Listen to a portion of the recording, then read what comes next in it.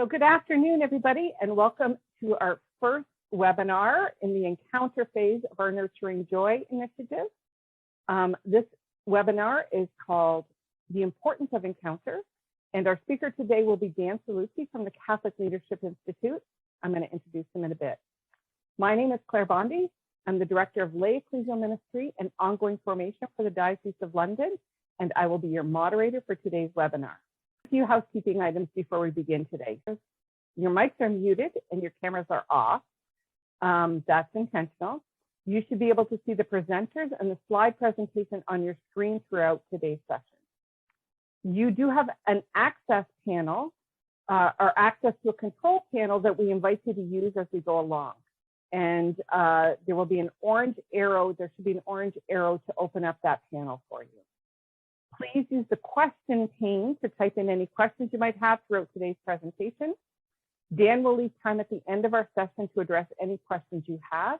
So you can type those questions in and we will toss them over to Dan at the end of today's session. You can write them in at any time. I will keep track of them and Dan will answer them at the end of the session. And we will wrap up no later than 2:30 today.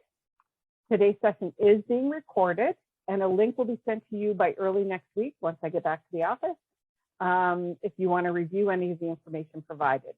We're also going to be compiling highlights from all the webinars in the series in a written format that will come to you sometime in September. So once all 4 sessions are completed, along with all of the other pieces of our Nurturing Joy project for this first phase encounter, will be coming to you in a lovely package sometime in September. And so we're going to begin with prayer. Now I have to read this really close, sorry, because I forgot my computer and I'm on my phone. So let's begin. In the name of the Father and the Son and the Holy Spirit. Send forth your Spirit, O Lord, and fill the hearts of your people with an ardent desire to follow Jesus, to be his missionary disciples. Fill us with joy and a desire to know your word. May we boldly proclaim the good news to others, for when we help others to know that God loves them, they will know true happiness. Fill us with a deep desire for the Eucharist. May we recognize Jesus in the proclamation of the scriptures and in the breaking of the bread. For when we are united with Jesus, joy is constantly born anew. Fill us with a true love of neighbor. May we seek opportunities for reconciliation and with big hearts serve those in need. For in serving them, we know we are serving your Son. With the help of the Holy Spirit, may we commit ourselves to loving you and doing your will. And we invite the Holy Spirit to be with us in this session today, that Dan's words and ideas and his wisdom can be shared with us in a way that helps us better encounter the people that you entrust to us, Holy Father, Heavenly Father, and that we also invite you to bless those who are with the Holy Father right now in Quebec, and particularly those who have come from our own diocese to encounter him. We make this prayer through Christ our Lord. Amen. In the name of the Father, and the Son, and the Holy Spirit. Amen. So before I turn things over to Dan, I'm going to invite actually Cassandra Skipper to give us just a brief overview of the Nurturing Joy initiative that we're hosting in our parish right now. Hello, everyone. Hopefully by now you've heard about the Nurturing Joy initiative that the Diocese of London, particularly Pastoral Services Department, is offering or putting together for you. We are currently in phase 1 of Nurturing Joy Encounter. The goal of the initiative is to improve and build upon our human encounters with people, that we can nurture and grow the people who are in our parishes weekend after weekend, and that we can intentionally go out and invite people to join us so that we may grow both in numbers of people who are with us and also help the people who are with us grow in their faith and in love for Jesus and for each other.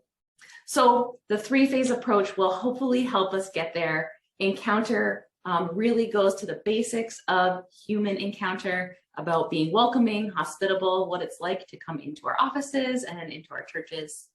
Phase 2 will begin at Thanksgiving in October where we'll look at igniting the people who are in our parishes and encouraging them to be with us on this journey of nurturing joy with those around us. We'll talk about hospitality with our volunteers and how to encourage volunteers to participate in the life of the church. Finally, Ash Wednesday of 2023 will begin our third phase, which is Grow, where we do some intentional outreach outside of our church walls. And the goal is that as we build on these, to start something with just going out without first kind of getting ready for the party, as I like to use an analogy, that right now we're kind of getting ready for the party. And hopefully by Ash Wednesday, we'll have built upon a couple of things that will allow us to go out and really invite people into a welcoming environment. Right now on our website, dol.ca/joy, you're going to find a bunch of tools, things like social media posts, toolkits to do things like a targeted outreach campaign, or how to start an intercessory prayer team for your own family of parishes. There's a lot of other tools too that can help you in this encounter phase of nurturing joy. So hopefully you'll get a chance to take in all of those, and Dan will help us understand why it's all so important today. So looking forward to hearing that, and I will pass it back off. Great. Thanks, Cassandra. So now I have the pleasure of introducing Dan Cellucci. Dan is the CEO of Catholic Leadership Institute. Some of you may be familiar with the Good Leaders, Good Shepherds program. It's an apostolate that provides leadership training and consulting to more than 290 bishops, 2,700 priests, and over 33,000 deacons, religious and lay leaders in more than 100 dioceses. I love that word, dioceses. Dan is as a sought-after advisor, consultant, and presenter for the church, and was recently nominated to serve as a member of the National Advisory Council for the United States Conference of Catholic Bishops. He oversees research associated with Catholic Leadership Institute Disciple Maker Index, a parish survey tool that seeks to help pastors and pastoral leaders focus their efforts towards evangelization. Working with this incredible data and more than 25 years of field experience, Dan and the team have recently embarked on an ambitious plan to define what the next generation parish and diocese looks like in the next 10 years. Dan, I'm very excited to have you with us today. I love the research approach. I think it's super valuable for us. And I'm looking forward to having you share your insights with us today. Again, if you have questions, pop them in the Q&A box, and I'll meet you at the end of Dan's presentation. Great. Thank you so much, Claire, and everybody for joining. I'm just delighted to be here with the folks in the Diocese of London. We have, of all the dioceses that Claire was mentioning, over 100. Many of those have been in Canada, and the Diocese of London, through the Good Leaders, Good Shepherds curriculum, has been one of the blessings for us to be able to serve the church in Canada. So we're grateful to know some of your priests and encounter them along the way, and I'm grateful to be here today. I'm going to go ahead and share my screen and have some slides, and I think this will be sent out to you as Cassandra mentioned. But want to talk about the importance of encounter today, and just want to kind of emphasize that tagline at the bottom there, taking the appointments that God schedules, and we'll talk a little bit more about that. So as it relates to our hopes for this time, I'd like to just touch on a little bit why it's important to be proactively welcoming parishioners and create spaces for encounter during this time. What is hospitality? Maybe what it's not, what it can be, and how we can help parishioners feel that they are known, loved, and cared for by their parish as we kind of get ready for the party. I love that, Cassandra. So thank you for that image. In addition to the Q&A for the webinar today, which Claire mentioned, I'll put my email address there. And if there's, beyond this point or just questions that you have, feel free to reach out to me. And I always love to hear from leaders out in the parish and in the field. That always helps me make sure that what we're offering at Catholic Leadership Institute is what you need. And also I just learn a lot. So feel free to check in or email me at dcellucci@catholicleaders.org. Beyond this, if there's something that I can do for you or we can do for you. The only reason Catholic Leadership Institute exists is to support your important ministry there out in the field. So I want to start with maybe just a little bit of story. And so once upon a time, you know how stories start there. And this is a story about a gentleman who lives in the United States. And he started his journey in Colorado. He moved there for business with his family.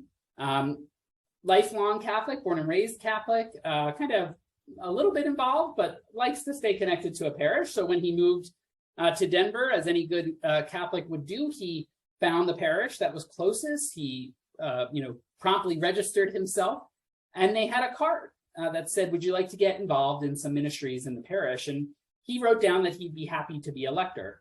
Turned the card in with the rest of his registration and never heard anything. So he never got involved, and he stayed in the parish for about 5 or 6 years. And then work took him to Philadelphia, Pennsylvania. And in Philadelphia, same type of thing. He, found the right parish for him and his family. He promptly registered. Same type of situation. They had almost the exactly same card that asked him to fill out his name and his information and his desires and where he might want to serve. And he wrote that he would like to be a lector. Except this time in Philadelphia, instead of not hearing anything, the next day he got a phone call from the pastor who asked if they could have coffee. And so they went and had coffee, and the pastor just kind of asked about his family, asked how he found this parish. They had the person asked about the pastor and how he came to be a priest. And this person became a lector, and then he became an extraordinary minister of Holy Communion. And then he took over the men's group. And then he signed up for a program that the Archdiocese was offering to grow in lay ministry. Then he started discerning the permanent diaconate. And along the way, he felt a call to bring the best in leadership development and training to the Catholic Church. And thus, Catholic Leadership Institute was founded 30 years ago. So I tell you that story. That's the story of our founder, Tim Flanagan, just a regular father, businessman, lifelong Catholic who was kind of on the peripheries of the church, participating, but not necessarily investing much more time or energy, who went on to found something that is certainly profoundly changed my life, but hopefully has supported a lot of our church leaders throughout the country. And what really set him on the path was somebody calling him back and grabbing a cup of coffee. So I just want to say, as we're thinking about this kind of topic of encounter and hospitality and outreach, I think we can run the risk of making it very kind of programmatic and systematic and technical. And there certainly are aspects of it that I think we have learned in our research and that I'll share with you that are some tips. But I guess I just really want to stay with the relational aspect of it and really think about where our hearts are for our time today. And so maybe as we begin, wherever you are in the Diocese of London or wherever you're tuning in from, maybe just reflect on these questions. Who's somebody who you love who is away from the church right now? Maybe a different question, who is someone who you love who is feeling afraid or just seems to be isolated right now? Maybe somebody in your family, maybe one of your friends. And then as you think about your parish or your family of parishes there in London, who is a family that you haven't seen in a while? Maybe they were coming regularly before COVID and have not been back. But I just ask you to give a moment and really see those folks in your mind. Really visualize them and maybe even write their names down if you have a piece of paper. So if you are anything like me, I actually just had like a wonderful extended vacation, which is kind of like a once in a lifetime opportunity. But I can tell you how I felt before vacation. I was feeling exhausted. You might be feeling exhausted today in your ministry. There's been changes in the Diocese of London. There's a papal visit going on, no doubt exciting and important, but also full of details and efforts and things going on. You might feel discouraged. You might be coming at ministry for a number of years now and saying, gosh, is anything that we're going to do working? Is there anything that does work? You might be faking it. I was faking it a lot right before I went on vacation. Like, it's all good. We're gonna do this. Or I don't know. You might be this person. I don't know who this person is and where she might be in the church, but I'm sure there are a few of us out there that are kind of ready to go, geared up, and excited. And God bless you if you're there. I want to know how you got there, but maybe you feel like any one of these different people. And what I want to kind of just do is honor where you are, and kind of and really start there. And just for sake of reference, and Claire mentioned this in my introduction, a lot of what I'm going to be drawing on today are certainly some of my own observations from the 17 years of full-time ministry that I've been doing in this apostolate, but also our Disciple Maker Index research. So we've done this survey tool in over 2,100 parishes to date, nearly 500,000 parishioners. You'll see there we've done it in Toronto and in St. John in Canada. Mostly it's United States based in the diocese there. This is a research tool that really skews toward those who are in the pews. Now you might say, well, Dan, aren't we talking about kind of outreach and going beyond the pews? We are. But what you're going to hear from me today repeatedly is that in order to go beyond the pews, we have to get the people in the pews ready to go beyond the pews. And so the research that we have is based on a lot of people who would say they go to Mass weekly. But what that reveals to us is that we have a lot of work to do to build up the confidence and competence of the people who are in front of us in order to go out and do that outreach. Based on that research, we have statistically kind of run what are the drivers that would prompt somebody to say that they would recommend their parish to a friend, that they would say the parish is helping them grow spiritually. And as you might imagine, there are some non-surprising drivers that are statistically proven to show that type of growth. The number one is our pastors. And so in the United States, for example, and in our diocese in Canada that we've been able to work with, a parishioner right now is almost 11 times more likely to recommend their parish if they're likely to recommend their pastor. No pressure to any of the priests on the line. And that's the reality of leadership. It's also a little unhealthy that so much is on father's shoulders. And so I'm sure as you're moving into families of parishes, you're realizing that there's going to have to be a different way that this is going to happen. And as we look at the different other drivers that drive people's willingness to say that their parish is kind of doing a great job and that they feel connected to their parish, that the parish is focusing on discipleship, that their experience of Sunday Mass is vibrant and excellent, that hospitality is strong, that outreach is strong, that the preaching connects scripture to everyday life, and that information is easy to find, that they can kind of navigate the world of the parish. So we'll talk about some of those other aspects today as it relates to creating spaces for encounter and hospitality. That's what I want to dive into. And as we've studied parishes, what we have seen seems to work best, or some tips I would say that maybe help in ministry. So again, as I kind of mentioned, why are we even talking about hospitality and encounter? Statistically, it matters. So for anybody who says, well, that's just what Protestants do, nope. When we study it in Catholic parishes, 2,100 plus, it matters. It matters a lot.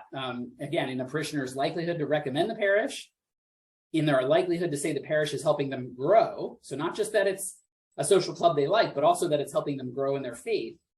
But also, one of the things we've been able to do is identify. We ask people to self-identify where they are in their discipleship. Are they kind of one foot out the door or seeking? Are they kind of practicing maybe a faith of habit? Are they really getting deeper into their discipleship? We ask them to self-identify, and then we're able to study the differences between those different groups of people. And one of the things that is a prominent determinant between those who would say they have kind of one foot out the door or are Catholic in name only versus those who say they're even practicing a faith of habit is this sense of welcome and hospitality at their parish. So it really is a significant driver that every parish, regardless of where you are and how the size you are and where you're located, is really important. Just to give you kind of one close by data point in Toronto, 43% of the parishioners would strongly agree that their parish is welcoming in the parishes that we surveyed in Toronto. The average kind of in our whole data set is about 40. So right around kind of the average of our study, but we have a lot of opportunity, I think, in most parishes that we look at in this field of hospitality. So I think part of what we have to do if we're really going to be serious about encounter and about outreach and about hospitality is actually starting with the real why. And so I think we have to really check ourselves at the door and ask the question, why am I here? Why am I even participating in this webinar? Is it because your bishop told you? Is it because that Dan Cellucci is a nice guy? Is it because your pastor wants to Is it because our numbers are down? Is it because our collections are low? Is it because the parish down the street is doing something we need to pay attention, or else, they're going to take all our people? These are not the reasons to focus on, okay? There are reasons that maybe have gotten us here or maybe bring a question, but if we kind of enter into this conversation just focused on these things, I think we're missing an opportunity. It should be because we're in love, right? The two greatest commandments: you shall love the Lord your God with all your heart.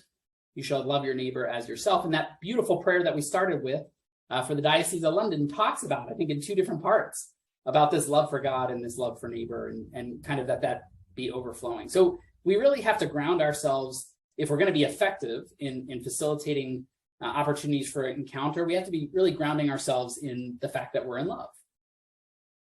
So I think tip number one that I just want to invite everybody, whether you're a priest or you're a lay ecclesial minister or you're a volunteer, is look in the mirror and consider where you are. Are you welcoming or seeking to welcome out of your deepest love and something that just compels you to do it? You can't help but do this. Or are you doing something you've been asked to do? And I don't know much about the whole initiative that Cassandra mentioned, but it sounds wonderful. And sometimes when we're busy and we're overwhelmed, we look at resources that come our way, and we say, gosh, one more thing that I've got to kind of do, if you will. We don't want to be approaching this topic with that type of attitude, as easy as it is, and as much as we all fall into that trap, myself especially. We really want to be grounding ourselves in this deepest love that's compelling us to adopt this spirit of welcome and hospitality. So why don't we feel like we're in love? Okay, I don't know. Does anybody know this guy? I know this guy. I get this guy via email a whole bunch of times. Okay, let's name it, everybody. It's tough out there. Okay, we don't feel like we're in love because, at least in where I am in the States, and I can imagine places in Canada, we are living in some difficult times. Some stressful times, some times where people are in a highly reactive mode, highly reactive to whatever's going around. And what I've heard from a lot of my priest friends and the priests we're supporting is, particularly our pastors, are receiving the brunt of that, right? And that's not going to put you in a loving mood. We all get that. What I want to invite us to think about is, even this guy, this way, is an opportunity for an encounter. And so my tagline at the beginning was being sure to take the appointments that God is scheduling. I think one other thing that we have to keep in mind from a mindset standpoint around encounter is that it's not on our timeline. It's not by our demand or design. It's by the demand and design of the Father. And he's going to create spaces with guys like this or women like this who are going to be in our face. And it's not going to be what we feel kind of ready for. And so I think one of the things that we want to try to do, and that I'm going to talk about during the next parts of my presentation, is how to build a culture that is ready for encounter, as opposed to kind of programmatically how to do things for encounter, because we can't kind of plan the opportunities that are going to lead to the richest encounters. We have to kind of have a disposition as both individual disciples and a parish that places us at a place of readiness to experience and encounter those encounters when they come up. So again, maybe some freedom here when we're talking to our parish volunteers and they're saying, gosh, I'm nervous about reaching out to people. I don't know. I think it's always been true, but I think particularly we have to kind of remind ourselves in 2022 that you're not trying to defend the indefensible. So in trying to reach out or have a conversation about faith or create a space, you don't have to have all the answers, and you don't have to be able to defend things in the church's history that are indefensible or that you can't explain. There's a lot that we don't know, and there's a lot that we didn't experience, and we have to kind of relieve ourselves of the burden of doing that. A lot of times in our research, when we've talked about people and looked at their frequency for sharing or not sharing their faith with others, it's not because they don't have a story to tell about faith. It's because they're afraid of the questions that they're going to get from people once they start talking about their experience of faith. So again, freedom to say we're not trying to defend the indefensible. You're not trying to convince anyone of anything, okay? We shouldn't be, selling or trying to kind of persuade, if you will, in that normal kind of way. We don't have to convince anybody of anything. We're not trying to sell, as I just mentioned. You're not trying to win. The victory has already been won. It's not ours to win. Christ already won it. What we're really trying to do when we talk about hospitality and facilitating encounter, we're trying to be present in someone else's life as a community and as individual disciples. So I really want to emphasize this point as we're talking to our key volunteers that it's not structural or systematic. It's really intentional and relational about what we're trying to accomplish here. And we have to start at the right mindset in order, I think, to bear the fruit that God wants us to bear here. So a second tip that I would offer, tip one, kind of making sure we're grounded in the right things, what we're trying to be about, who we're trying to be. But tip two, I think one of the things we've seen in the parishes that have done this successfully is they actually make the parish feel smaller. So in order to grow the parish, you're going to make the parish feel smaller. So just remember, there is no parish, there's only people. People are the parish. One of the things these parishes do is that they really are intentional about recruiting volunteer leaders in different target markets, if you will, segmented groups of the parish that can be the first line of welcome. So for example, if we're trying to reach out to young families, we might want to be recruiting some mothers with young children to be on our kind of hospitality or outreach effort, right? Or likewise, if we're trying to reach out to retirees, we would want some retirees to do that. You're trying to match phase of life people in similar groups so that they have something in common and can kind of more easily establish those kind of bonds of connection because they're in the same phase of life. So you really want to be intentional about any type of outreach you're doing, that you have the right people doing the outreach, that they can relate.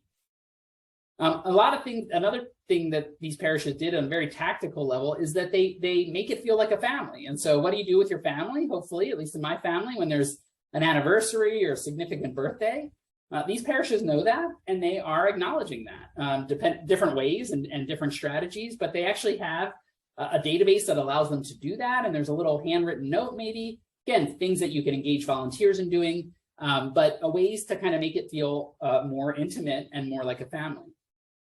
If you have the ability with the space that you have, we've seen a lot of fruit come from kind of opening up the rectory to the people.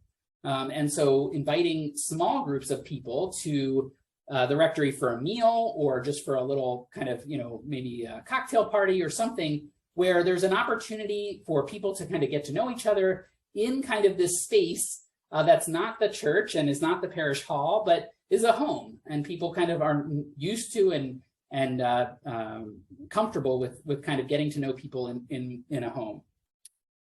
Acknowledging sacramental anniversaries with a note from the parish. So again, making people feel like they are tethered. And so one parish in Boston, it's a family of parishes, similar to what you all are doing. They have volunteers who, after a year after a first Holy Communion or a baptism, that child or those parents are getting a handwritten note, like we continue to pray for you, look forward to seeing you at church. Here's a little thing that's coming up, but just wanted to let you know that your family's still in our prayers. So again, kind of making that feeling of intimacy happen throughout the year, really, really important. Another strategy that we've seen that helps to do this is to kind of take the parish beyond the campus. And so we have a parish in Tulsa, Oklahoma that has a large territory. It's, the Diocese of Tulsa is all of eastern Oklahoma, which is a huge piece of land. So they take all of their neighborhoods, their territory, they divide them up into kind of natural neighborhoods, and each neighborhood has kind of a parish captain, and usually a couple, who is open to regularly kind of hosting people in their house. Again, little small gatherings, a couple times a year where maybe a priest or, the deacon or somebody from the staff goes out, or a key ministry leader, and they just have a very casual, familial, kind of relational get together so that there's connections being made outside the parish in smaller groups. So one of the, you might be hearing some of these things and saying, gosh, we got so much going on. How could we possibly do anything else? And I think part of one of our challenges is that we are worried sometimes to prioritize. And so we tend to say, gosh, we want more young people involved, or we want to get more young families involved, but we've got all this other stuff that we're trying to do that we also want to do, which is all good, right? It's all good stuff. One of the things we've seen that parishes do that are fruitful in outreach is they're really clear about who are their top three audiences that they're trying to grow. This doesn't discount that there's other people in the parish and that those folks are important and children of God too, but you're trying to get people who are not there to come in, more and to increase them. So you do have to set some priorities. And if you try to be everything to everybody all the time, you're probably feeling a little exhausted, and you're probably not kind of muscling as much power as you could into trying to grow some of those groups. So, if you hadn't had this conversation, really try to define who are the top 3 to 5 audiences within your parish community for whom you'd want to offer an effective invitation. Kind of name those, and you can see there's kind of a grid that we help with parishes. Not only who are they, what are we trying to kind of help them do or experience? What matters to them? So for young families, hard to get out without babysitters, right? There's things like that. There's needs. What are some key messages that we might want to offer or make sure include in our invitation, and who's going to take the lead on that, right? One of the things that we really encourage is really using some tools to help you kind of pick this. And so prioritizing and thinking about your most challenging audiences to reach, they're out there, and you want to make sure you're being really intentional about why you're naming them as kind of your top priorities, right? And there is data available. So one of the tools we use, I know it's available in the United States, but I know it's also available in Canada, is something called Mission Insight. They actually look at, this is information that marketing research firms are using, corporations are using to sell products, but they actually, this tool takes it from a ministry standpoint and actually tells you some of the groups of people who are in and around your parish. So again, you don't have to be all things to all people, because not all people live around your parish. There are some maybe more predominant groups that you may or may not be reaching. And there's tools out there like Mission Insight or what CLI can offer that help you kind of have some data and rationale behind, all right, we're going to focus on this group of young adults because that's actually who lives around us. And we could be probably more present in their lives. It'll also tell you things like what's important to them, or where are they getting their information, or, lots of different things that help us understand their life. Not to manipulate it, but to be present in it. And so if we really want to be present to people, we have to understand them and know who they are. And so some of these tools are available to you, and with a little bit of help can really help your parish think intentionally about outreach. Okay, tip number 3, I kind of mentioned this already, but I want to go a little bit deeper in the importance of building a culture versus building a committee. So I was doing a session locally here, and I was talking to some parishes about their kind of big 3 priorities that their bishop wants them to set on evangelization. And I came to one of the tables, and the person said, well, we're going to do hospitality. And I said, oh, okay, great. Tell me about what you're going to do. Well, we've got to figure it out. Well, wonderful, sir. Tell me what you figured out. Well, we're going to put a committee in charge of it. Okay, good start. And committees can be helpful, but if what happens sometimes in all organizations, but particularly in the church, is when we set up a structure, sometimes we relegate all responsibility for that area to that structure. I used to have a running joke with a diocese that I would walk in, and every time I tested, I'd say, all right, who's responsible for evangelization when I'd walk in the chancery? And they'd say, the 9th floor. It's like, no, we're all responsible for evangelization, right? And so it might sound kitschy or cliche, but I think it's really important, the language and kind of approach that we use. And so when you're trying to build a culture, you want to make sure that not only are you tasking a committee to do some things, but also that you're providing, and I would go one step further and require training and formation for all leaders in outreach, in hospitality, in facilitating encounter, right? Regardless of if you're doing a social service kind of project, or you're doing, the Guild of Mary, or whatever it is, anybody who's going to assume leadership in the parish or in the family of parishes should be required to go through some type of training. It can be formative for their own life, but it also can be really helpful in building the culture for the parish. Along the same lines, having written expectations for staff and volunteer leaders on what hospitality is, what their role is in it.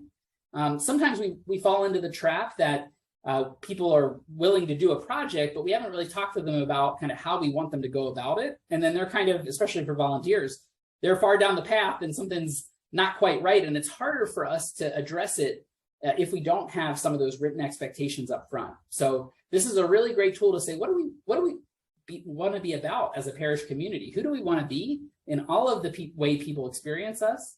And how can we make sure that all these different appointments that God is setting up in terms of our different ministries, that we're all attuning our minds and our eyes to seeing those and making sure we take advantage of them. Have a standard for follow-up and response.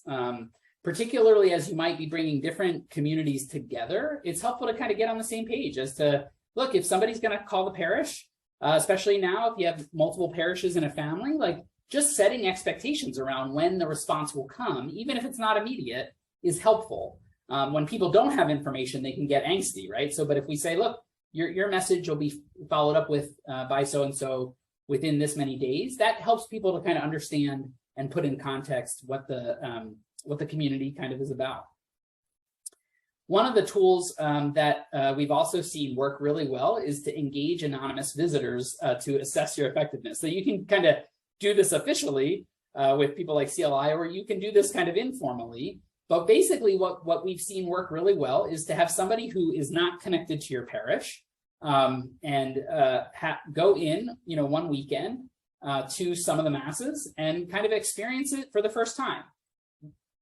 It's helpful if they have kind of a rubric or kind of just a checklist of things that they can kind of keep notes about. But it's a great way to kind of see what somebody sees who is new. Sometimes when we're in ministry or we've been a part of a parish for a long time, we kind of lose perspective on what this might be like for somebody coming in brand new. I can remember changing parishes after 12 years because we moved, and I'm very involved in the church, and my wife's very involved in the church. And so I'm thinking like, oh, new parish, no problem. But it was intimidating for me to walk into the back of this new church and not really know anybody and not know how they do things and not know how the parking lot works. And so to just have sometimes those fresh eyes to give you and parish leadership feedback is a really great and very inexpensive kind of easy way to get some good, helpful intel on where there might be some gaps or opportunities, or where there might be some real strengths in the experience that people are having. I think a lot of times we put a lot of effort into planning an event or initiative at a parish. We say, we have this, we had a welcome back festival kind of after COVID opened up here. And we talked all about the big screen TVs or the tent we were going to get, or what type of beer was going to be on tap or whatever. We spent very little time talking about how we were actually going to get people under the tent. And so I think we should be investing almost equal amount of time in the event details as we are in the invitation process, and engaging lots of other people in, again, a more relational approach versus kind of your standard forms of communication. A lot of parishes, I know, kind of try to work on having greeters. Certainly greeters can be helpful. I would say what I found or observed to be more helpful is what I would call networkers. And it might sound like a subtle distinction, but let me kind of paint the picture for you. Sometimes when parishes kind of set up greeters, they're kind of like the Great Wall of China. When you walk into the church, it's like there's 7 people handing you a worship aid, and you're like, whoa, that's a lot, thank you. The smiles are great, but it can be a little overwhelming. So certainly you do want some of those folks kind of positioned to give people the worship aid. But what we've seen some parishes do is add what we kind of call networkers. And these are people who are just gifted with kind of the gift of gab, who know kind of the networks of the parishes, who are kind of those influencers, but who can literally kind of stand in the back of church as people are coming in or at a different event of the parish and just kind of be literally looking out. Their job is just looking out for people who they don't recognize, with the idea of going over and introducing themselves, kind of learning about who they are. And then if they can make a connection to something else, oh, so-and-so's kid actually also goes to that school, or, that person's mother is in that nursing home, and I know somebody else who has a nursing home, just to try to start facilitating connections for people that they feel like they belong. They feel like they're already part of a community of people who know them. So networkers, you know who those folks are, you know what their gifts are. Inviting them to really have that as their task, right? To keep eyes wide open for people who they don't recognize. one of the drivers I showed you earlier was having information in an accessible way. And so, my old parish used to have like a bulletin board that was like all over the place. Like it was like flyer, different stuff all over the place. A lot of parishes that are trying to do something different have kind of a kiosk or an information kiosk where there's kind of one central place where all the ministry information is, where maybe even there's a volunteer who's there who can answer some questions. And likewise, they're making sure that their website and that their whatever forms of social media they're using are all kind of up to date and integrated, so that people can kind of navigate the parish easily. I was doing an effort in an large archdiocese here in the States, 200 plus parishes. I would say 30 of them did not have a posted phone number or email address anywhere on their website for me to call or email. Couldn't find it. And so you just want to make sure that those kind of front end facing things are up to date and allow people the basic information that they need in order to engage with the parish. Another way to kind of create opportunities for encounter and growth is to consider establishing kind of succession planning in your ministries. Oftentimes what happens is a ministry is born out of somebody's passion, or maybe somebody is invited to start something, but then after time, they either maybe move away from the parish, they get burnt out, or or they pass or whatever, and that ministry just kind of falls. And along the way, they never did anything to kind of, nor were they asked to kind of recruit somebody to come after them.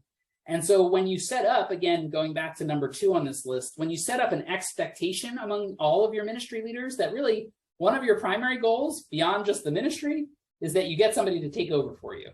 And maybe put that on a time frame. Maybe say, hey, your goal should be in 3 to 4 years, or 2 to 3 years, or 1 year that you've found your replacement for this ministry going forward. What that does is allows people, to exit if they want to exit in a graceful way from a certain ministry. It allows invitation to new people. It allows a chance for relationship building. So again, it's not just around the survival of the ministry, but it's also around just kind of expanding the circle of people who are engaged in a deeper way in the life of the parish. Tip number 4 is what I like to call kind of communicating in the mode of the receiver. And so some stats for you. We're obviously working here on a Eucharistic revival that started at Corpus Christi, but we know about the importance of believing in the true presence in the Eucharist. About 33% of U.S. Catholics believe that Jesus is truly present in the Eucharist. About 70%, according to our data, of Mass-going Catholics. Only of Mass-going Catholics, only less than half believe in the teaching authority of the Church. We've been living in this pandemic for 2 years. As I mentioned, we're kind of in this highly polarized kind of society, at least where I am. And so we just have to kind of keep this in mind as we're thinking about how we are communicating out broadly. And so there's kind of 2 ways that we might be communicating. And I'm going to suggest that we kind of follow the green track more than we follow the red track. And so typically what we see a lot of parishes doing is what I would say communicating in the mode of the giver, meaning the giver of the information. What do I want to say? How would I want to hear it? And how do I know how to deliver it? That's limited. And so I think, again, from a mindset standpoint, trying to strategize with your ministry leaders and your volunteers to say, who are we trying to reach? What do they most need to hear from us? Not speaking, not truth, but actually just how would they need to hear this message? What would be some of the key things that might be important, and how they will most effectively receive it. So again, we know we have the bulletin, or we know we have this, but is that really how they're going to receive this information? What are going to be some of the ways? So just taking a step back and saying, let's think about the receiver of this message, the ideal anticipated receiver. What do we want them to to hear, and what do they need to hear in order for this to be effective? And how are we going to, what methods or mediums are we going to use to reach them most effectively? I think another thing when we're talking about outreach, about invitation, about hospitality is to really create and articulate realistic goals. It's not about numbers for numbers' sake. Don't hear me say that, but it's about intentionality. What behavior or outcome are you trying to inspire? So again, we can say, our goal is we want to have a hospitality committee. You could have a hospitality committee and not do anything about hospitality, okay? So instead of kind of that, trying to focus on more outcome-oriented language that allows people to really understand what we're trying to do here. So you know what? We want to secure 4 to 5 more volunteers to help with the annual, fish fry by this date. Well, that's very clear what we're trying to do. We're trying to get 4 to 5 more people to help us do that, as opposed to we need volunteers for the fish fry. Again, it's just a different way to kind of train our minds and our focus toward a more intentional approach. We want 10 more people to attending weekly adoration. My parish, my pastor just said, I really want to work on adoration. Okay, do you want to work on your participation in adoration, Father? Do you want to work on getting more people there? Well, I want more people there. We can go back to the the Old Testament from a couple weeks ago. Is it 5 more people? Is it 10 more people? What are we trying to do here? And I think as soon as we kind of set some parameters, it helps people kind of understand the level of effort that might be required. Okay, number 6, as you're thinking about the mode of the receiver or the target audiences, please, please, please involve them in the planning, involve them in the conversations, okay? Identify maybe some of the people who are in that kind of target demographic and ask them to come to the table, or have them come to the table through things like a brief survey or kind of a little poll, or facilitate a quick Zoom focus group with them. Invite them not only to give you feedback on how to plan an invitation or how to offer outreach, but then invite them in actually offering outreach. Simple requests like, could you send this to 2 other people? Could you send this to your kid's class parents? Whatever it is, making simple and kind of well-defined tasks that are not lifelong commitments, right? My prior parish that I lived in, I went to the ministry fair just to look around. I was much younger then, and somebody came up to me and said, "How old are you?" And I was like, "Hi, my name's Dan. Nice to meet you." And I said, "Well, I'm 29. Do you want to be on parish council?" And I was like, "What? It was like I was proposed marriage before we even went on a date." Okay, so sometimes we can get people a little bit more engaged and relational if we just give them some really well-defined kind of minor tasks to do. And that gets them knowing us, that gets them knowing the parish, that gets them doing something, feeling confident or competent, expanding the circle of invitation that way.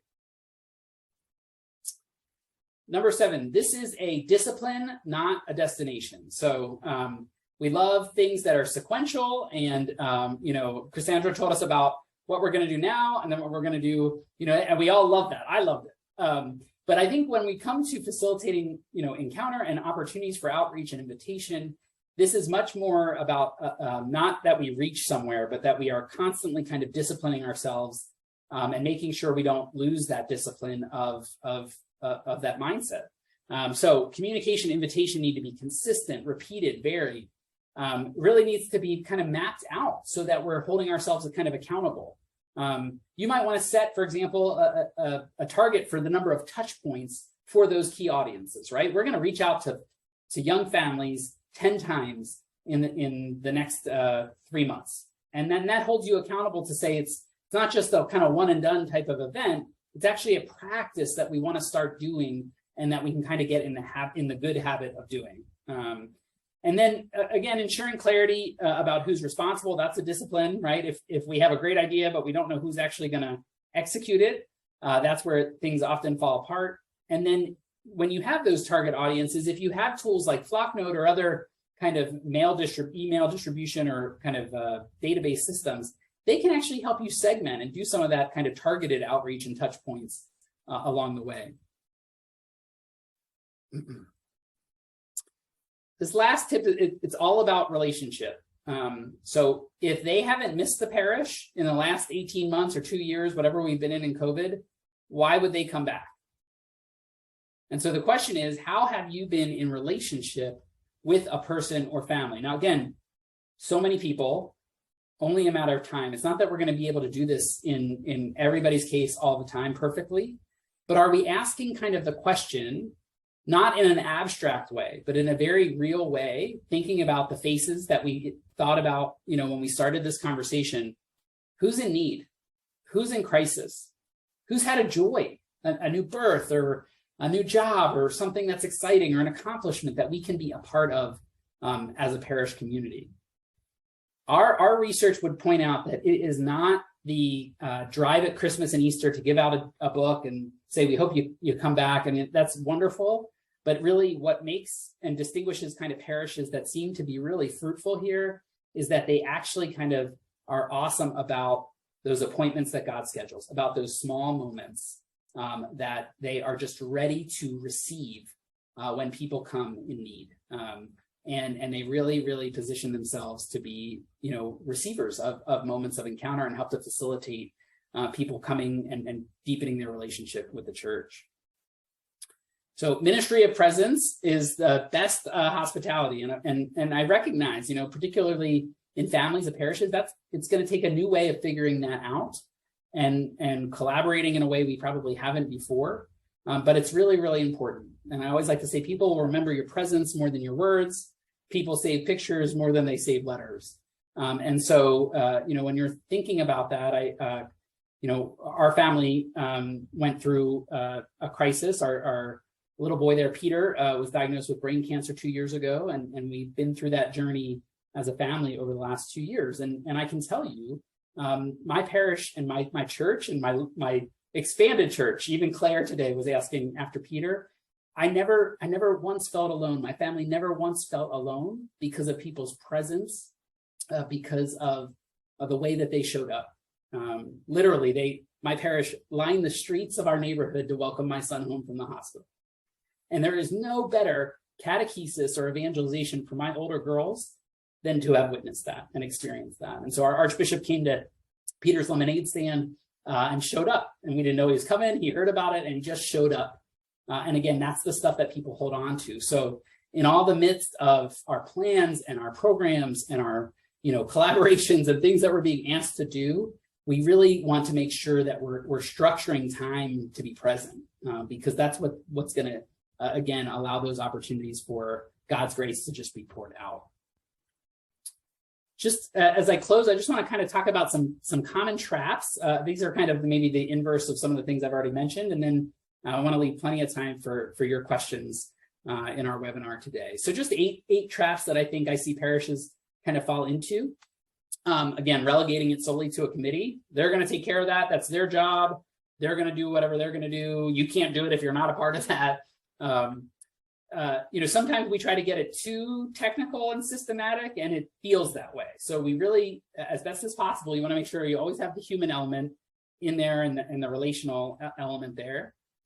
Mismatching talents with needs. And so oftentimes we have this reality. I'm not sure if this commercial was popular in Canada back in the day, but they used to have kind of life cereal, and they had those commercials like, give it to Mikey, he'll eat anything. And the reality is sometimes we have these wonderful people in our parishes who will do anything when you ask them to. And so because of that, because we know they'll say yes, we ask them to do things that they're actually not capable or gifted to do. Particularly when we're talking about outreach, invitation, hospitality. Like there's some people who are just really good at that, and there's some people who are not really good at that. And we can help provide some training and formation to everybody, but you want to position people with the gifts God gave them. And so don't approach it as a filling a hole. Approach it from saying, what does this role, whether volunteer or staff or whatever, what does it require? Who's really good at that? And please don't make decisions for people. A lot of times I say, well, we could never ask her. She has a young baby. Let her say no. Don't say no for her. She might want a break from that baby, and this might be a great opportunity for her. So making sure you're aligning needs with talents is oftentimes a really important part of the decision. I just talked about making decisions for people. I talked about, don't kind of put all your eggs in the Christmas and Easter alone kind of baskets. It's good to have a presence, a unique maybe strategy there, because there are people who will come back who haven't been in church, but don't discount along the way, those different moments. There are some different roles, and sometimes we have expectations of them, but the people in the roles don't have the expectations. Again, this goes back to having those clear written expectations. What do ushers do? What do greeters do? What do networkers do? And if you're expecting the ushers to be greeters, you better talk to them about what that means. Or if you're expecting the greeters to be ushers, you better talk to them about what that means. And so you'd be surprised how much lack of confusion or mismatched expectations there are between pastors, parish staff, and volunteers around what did they ask me to do, or what did I think they were asking me to do, and what are they really asking me to do? Another one, I can't tell you how many moments of profound encounter have come from people who have attended a funeral in a parish, not their parish. Maybe they weren't even that close to the deceased, but they came, and I think, particularly with funerals, we're kind of always posed with that question, what's life about, right? And they got an answer. They got an answer because of the way that they were welcomed, the way that they felt in the presence of that community. And so don't discount these things that we're doing every day and more, right? Particularly with funerals, that those are profound opportunities for encounter, and you're already doing them. So you already got them on the calendar, right? Or they're going to come to you. So make sure to take those appointments. Lacking assessment and correction. If you see, observe, or hear about a key ministry volunteer or staff person who is definitely not building a culture of hospitality, you need to address it. Super hard to do. Definitely not what we're comfortable doing in the church, but really, really important, because it basically is communicating, that person's interaction with people is communicating what the parish is about. And we can kind of argue that all day long, but I can tell you, we track it and we see it. And so if you know there's a problem, you have to address the problem. And again, part of the way to avoid that or mitigate that is to have some expectations up front, to have training and formation regularly. But it also will involve some fraternal correction, and it's one of the biggest barriers to facilitating opportunities for encounter is not addressing kind of behavior or things that need some correction. And a lot of times the people haven't ever received that type of correction, so they're not aware of it. In fairness to them, sometimes they have, and they might not like the answer, but we really have to own our responsibility there as both, not just our pastors, but us as lay leaders in the parish to make sure to address behavior that's not helping to facilitate that. All right, so I'm gonna stop sharing my screen and allow the questions to come in, hopefully for the webinar, and then Claire will toss them my way. But again, just if there's anything that you'd like to dialogue more about, or you have another question for me after the webinar, feel free to email me at that email address provided. So Claire, I'll maybe toss it back to you, and we'll take the rest of our time for some questions. Awesome. Dan, I'm going to stay off video for a bit just so I can man the questions, because I'm on my phone and it'll get super awkward when I'm punching my finger at everybody's faces here. I'm going to invite anybody, if you have questions. There is a question and answer box. So you just pull up your menu and you can type your questions in that question and answer box, and I will toss them over to Dan. I'm going to start, Dan, though, with a question. And the reason I'm asking this question is because I heard you respond to it on the webinar that you did for Toronto. And I thought it was an interesting, your take on it was very interesting. And that is, what is the value or challenge of greeters at Mass? Yeah. So I think, and I'm going to have to remember how I answered it, because hopefully it was interesting. But I would say where I am right now on that question, let me do it that way. I think it's a really well-intentioned idea. I just think what people are craving when they are considering joining any community or being a part of a community is authenticity. And so I think what is really important is that if you're going to use greeters, that again, it's not this like very obvious over the top kind of crush on people who are coming in, but that it's people who are really have a heart for welcome and who are going to go beyond just kind of handing something out and giving this big smile. Like, I think it is more of, can they actually kind of facilitate some conversation or relationship or get to know you? And it's not just this like, okay, these people were asked to stand here and hand this out. I think that's kind of one thing. I think the other thing is greeters go beyond just Mass. Greeters are, I think, if any of us are running a parish meeting, volunteer, like I was in a parish and they were doing a meeting about a special event that was coming up, and I just happened to be there, so I thought I'd sit and observe. Well, there were 4 or 5 people among probably 8 people who didn't know other people in the room, and like the person just kind of dove in and said like, okay, we got to get the invitations done, we got to do this, and And I was like, whoa, like we don't even know each other's names. So I think we just have to be really clear about what we're doing with greeters, and that we're all kind of greeting each other. And I think it just has to be really authentic. So Claire, I'm not sure if that was like anywhere close to the answer that I gave in the last video, that is exactly. And okay.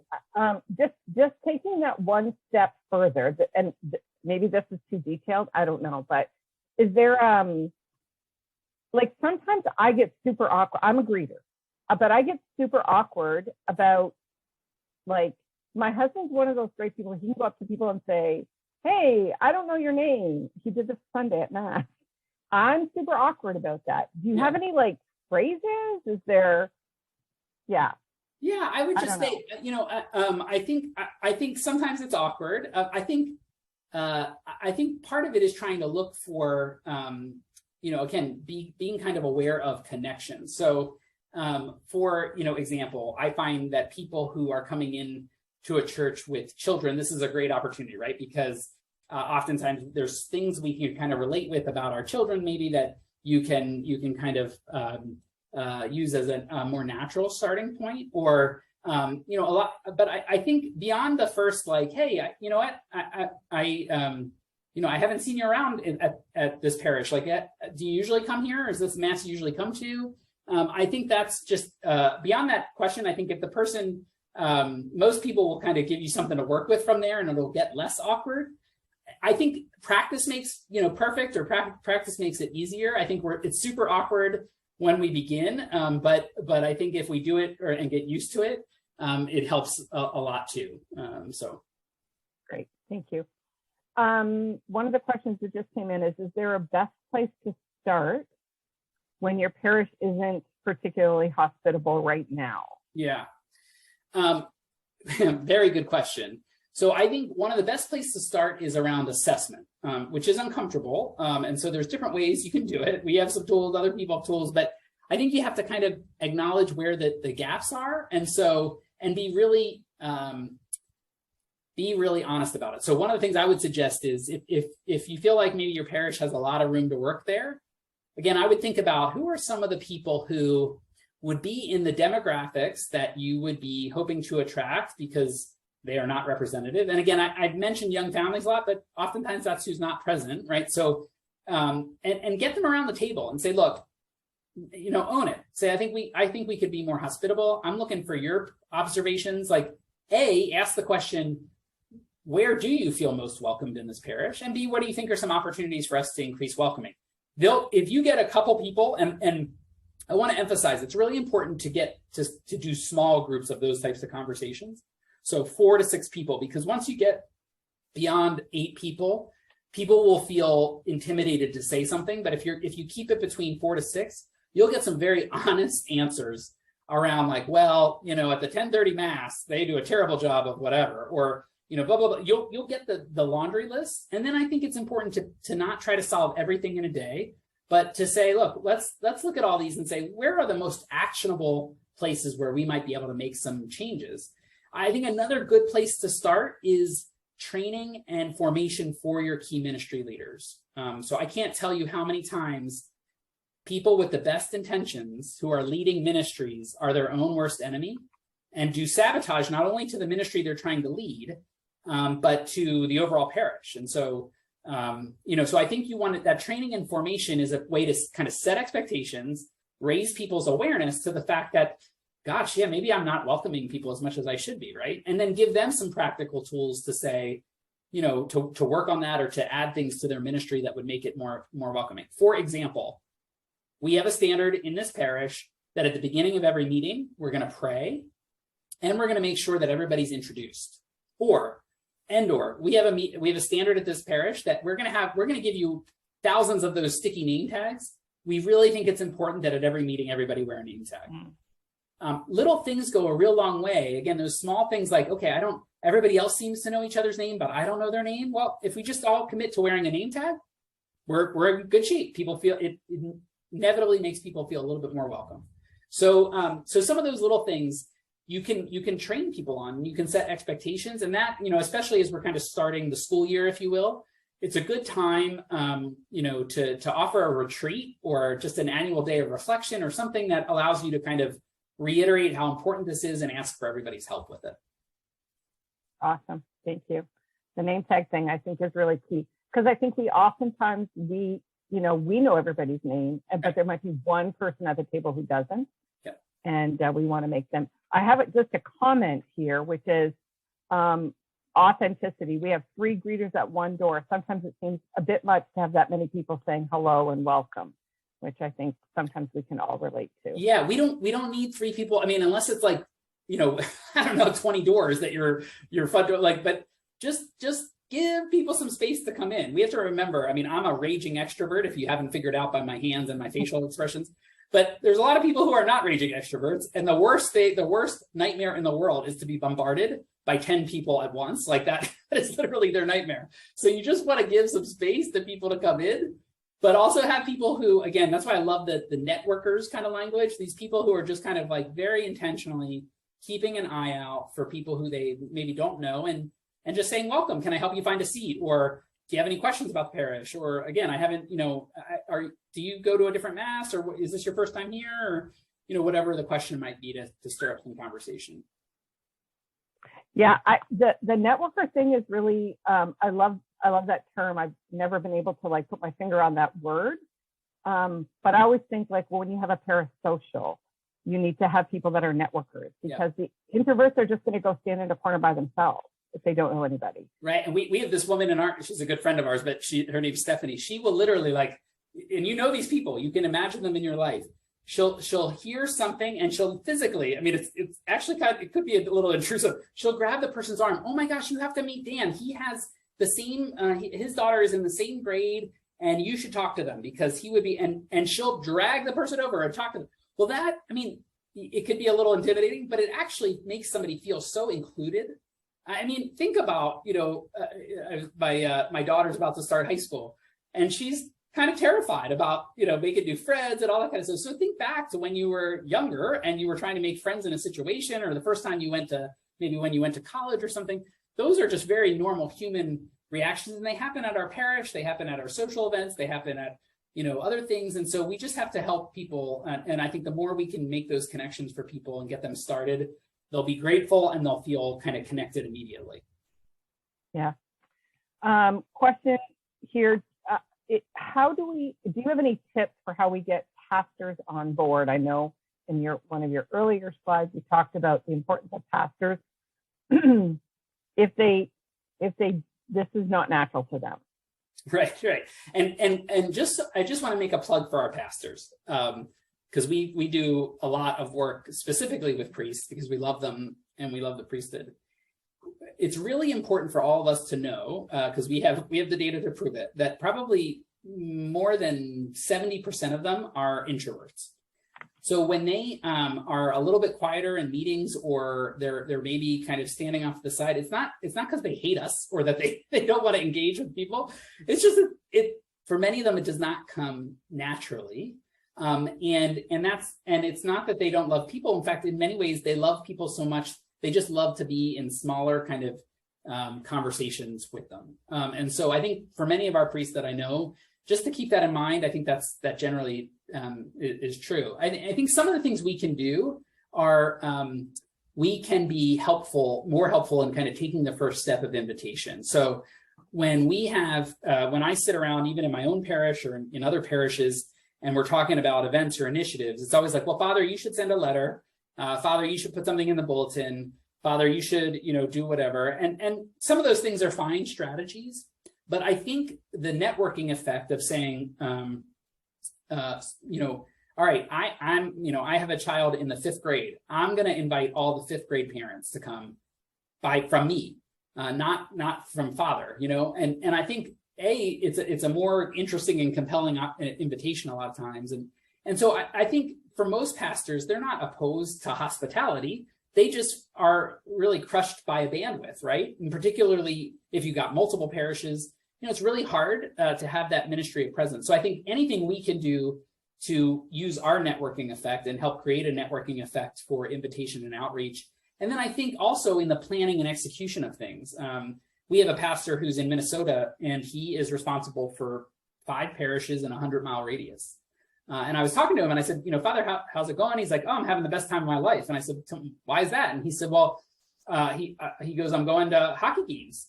And I said, oh, do you like hockey? And he's like, no, I hate hockey. And so, well, what are you, and he said, but that's where my people are on Saturday. So I go to hockey games because I can usually get 2 or 3 of them in addition to weddings or whatever I have on a Saturday.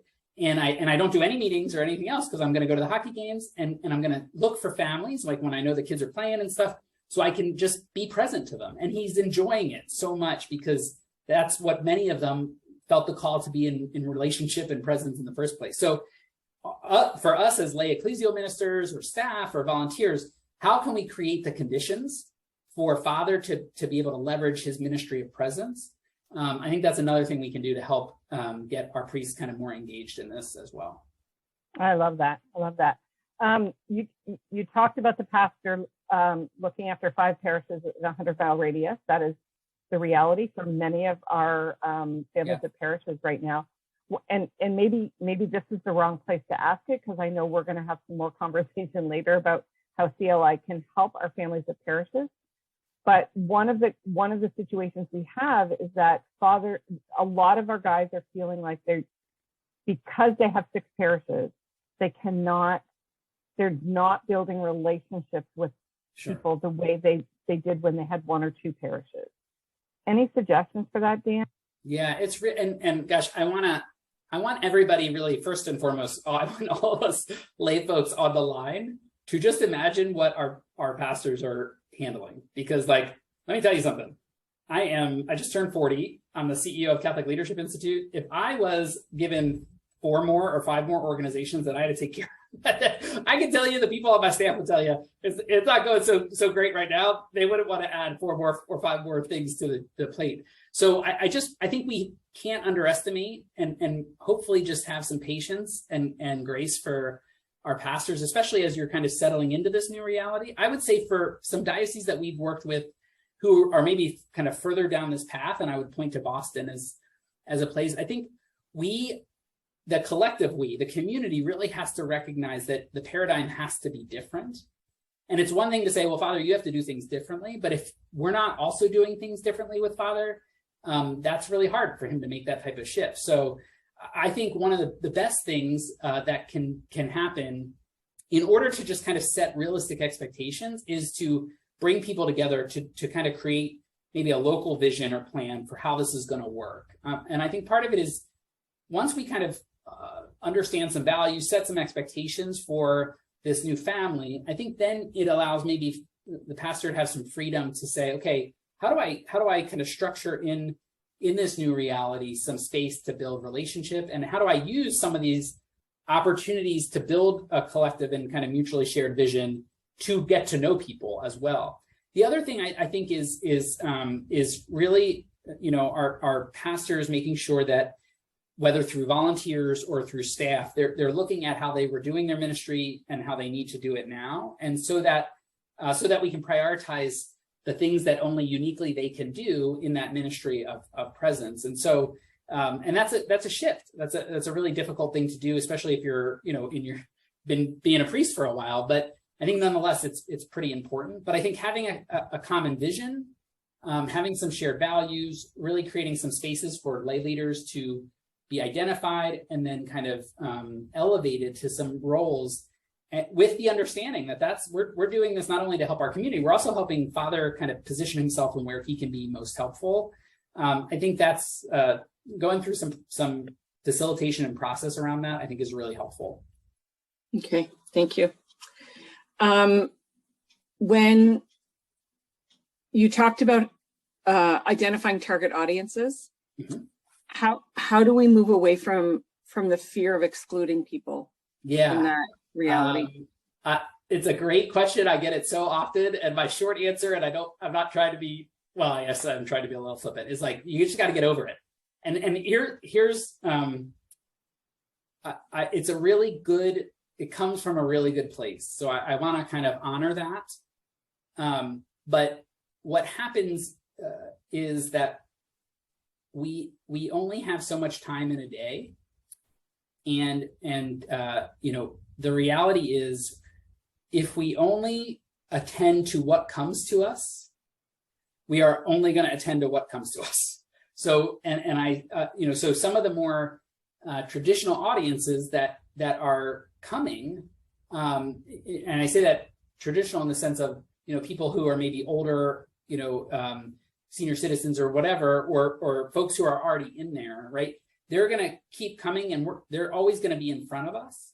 And so I think the idea is not to exclude them or to do whatever, but is to say, where do we want to kind of start first? It's not to say that we don't want to get to everybody, but I think if we try to do everything, we end up kind of doing nothing. And so, I've often suggested, especially for pastors that are in multi-parish situations, like every 3 months, pick 3 families or 3 people who you don't know that well, but who you kind of will say, like, I just want to get to know you better. Could we go grab a bite to eat or a cup of coffee a couple times and kind of pour into them and allow you to develop relationship, and then kind of do another 3 people. So when we look at, there's a great book out there, Dr. Robert Coleman, a Protestant minister, 1959, The Master Plan of Evangelism. And basically his point is that throughout Scripture, Jesus talks to crowds a couple times, but most of Scripture is him working with 3 guys. And if you've got it, pouring it to 3 guys. And so, and look at what fruit came from that. So we're not better than Jesus. And I think we have to kind of realize our limitations and just say, we're going to make a really concerted effort to reach out to these folks, not at the detriment of other people, but really at a priority kind of focus, so that we can create something new in a community that we are not experiencing that type of fruit. So it's not easy, and not everybody will be helpful in it. But I think if we don't prioritize things, we're going to just end up feeling like we're not getting anywhere on anything, and not being as intentional as we could be about what we're doing. Great, thank you. And I think sometimes there's the reality too that our focus can change. Right, that our focus can be short term. I just want to share that Colleen has shared that introverted greeters often offer a simple presence without being in anyone's face. For those who are just wanting to slip in the back door, this has been helpful to just have a presence that a person can ask questions if they have one without feeling centered out. So. Right, I 100% agree, and that's what I would say. I mean, I think sometimes we always think the extrovert, there is generally an extrovert bias, I think, in society, which works out pretty well for me, but I think the reality is, like, introverts are the best listeners. So when you're doing anything that's, or trying to create a space for people who are in uncomfortable situations, sometimes it's the introverts who are best positioned to do that because they're really good listeners. They don't dominate conversation. And so I think, for sure, really want to acknowledge and support that comment. Great, thanks. Someone asked here, I love how you started about with being in love. I think the why of evangelization or hospitality sometimes gets lost. How can we as leaders keep that in the forefront? Yeah, talk about your love. I was struck. I facilitated the diocesan portion of the synod for the Archdiocese of Philadelphia, where I live, and I was blown away by the number of times written down and that I heard out loud people say, all my life, I've never had a chance to talk about my experience of faith. I'm 88 years old. I've never talked about my faith with anybody. So I think that's the reality as Catholics. We're not I imagine the Holy Father really convened the synod with that idea that we have to get used to talking to each other again about so you don't have to tell people what God is doing, what God's going to do for them. You just need to talk about what God has done for you. And I think so. If we're not, I always go back to my grandmother, incredible woman, and the most formative person in my life. And part of it, I got to spend a lot of time with her as a child because of some different situations in our family. And she always talked about this person in her life like her best friend, not as a historical reality or as a character in a movie, like as a real living best friend. And that person was Jesus. And she would talk about what she talks about with Jesus. And it was like, well, that's real. That's very real to her. So it became real to me. And so I think if we're not creating space for us in formal ministry to talk about our love, then we're not going to be leading with that. So if you're, we at CLI, we are blessed. In fact, in 25 minutes, we will have our daily prayer time, 15 minutes. We all get on a Zoom wherever we are around the country. We spend 15 minutes. A different member of the community takes the lead each day. Simple reflection. Maybe we just read scripture. Yesterday, we did the Divine Mercy Chaplet. Whatever it is, but just an opportunity for us to raise intentions. What's on our heart or mind? What do we need people to pray for? Sometimes people do really beautiful they might play a song or something, but they're talking about what God is doing in their life. And it just it restarts our day at 2:45 to conquer the rest of the day. So for parishes, parish staffs or diocesan staffs or whatever, I'm always surprised that they aren't praying regularly together. And I think it's just such a gift to be able to be in this line of work where we get to do that. And so I just would really encourage communal prayer and prayer with your ministry team or whoever, where you don't shortchange it. We used to have somebody who was on staff. I used to tease her because she always used to say, we start every meeting with prayer. And she always used to say, well, let's just start with a quick Hail Mary. And I'd say, well, why does it have to be a quick one? Can it be a normally paced Hail Mary? Can Mary get just the normal time, And I think we do. We want to do the prayer because we're supposed to do the prayer, but it's no, spend some time in prayer. Share your love and your day with each other, and I think it can really change the conversation and it can change the culture. Great. All right, I'm going to come back on camera now. The neighbor has decided. So my headphones have died. Can you hear me? Okay, Dan? Yes. Yeah. Okay, great. The neighbor has decided now would be a great time to mow the lawn. Always. And I have another question coming up here. Okay, so let me just, oh shoot, now I've lost you. Sorry, this is going to get super awkward. That's okay. That's good. Wow. Gosh. All right. All right. Well, first of all, thank you so much, Dan, for being with us. We, as I mentioned earlier, for the rest of the audience here, we're going to be working with Dan and the Catholic Leadership Institute. We're going to have some further conversations about how they can help support us as we are now all fully activated into families of parishes and the particular challenges that we're facing. We definitely worked with Boston as we got here, but some of our situations are unique. So for those who are listening, that's on the agenda, and we look forward to that. I'm going to just invite Cassandra to bring up the slide then. So we have some other workshops coming up, some webinars. She's going to share screen here. So next week, we have Michelle Braden from the Archdiocese of Regina. She is going to offer some specific and practical ideas for those encounter moments. So some of those things that Dan talked about today, she's going to get a little bit more specific. So how can we transform baptism or funerals or even just the request for a baptismal certificate into really meaningful encounters? How can we use those situations we may consider maintenance activities and make them mission oriented? So we're going to get a little farther into the weeds than what Dan did today. And then on August 11th, we'll talk about the importance of good old-fashioned telephone as a tool for effective welcome. I liked what Dan talked about setting a standard for follow-up and response. I did some listening sessions with LEMs and administrative staff a month or two ago. And a lot of what we heard was, it takes too long for the diocese to get back to us or certain departments. And I will tell you that when I brought that to the diocesan leadership table, there was some defensiveness. And I just said, we can't be defensive about it. This is what people are telling us. It's their truth. It's in certain circumstances, they're not getting the responses that they need. And so we have talked about how we're going to respond to that from a diocesan level. So in particular, IT is going to talk about what the tips and tricks for your answering system and best practices, those kinds of things. And then finally, on August 18th, we're going to talk about everyone's favorite topic, which is DDMS. And in full disclosure, I know nothing about DDMS. I've never seen it. When I left the parish, we were still using our parish family, and I don't use DDMS in my current role. So Rob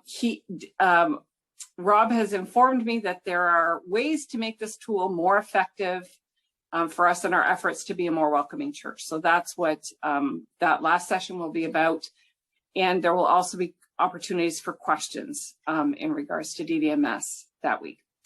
I just want to give a real quick shout out and thank Christandra Skipper and Laura Lee, who was on backup. This was our first ever attempt at the webinar model for Zoom, and it went relatively seamlessly. If I'd remembered to bring my computer, it probably would have been a little better, but thanks to Christandra and Laura Lee for providing the backup that I needed. And I just want to thank all of you for responding to this appointment that God created for you today, and in particular for Dan for sharing his wisdom with us.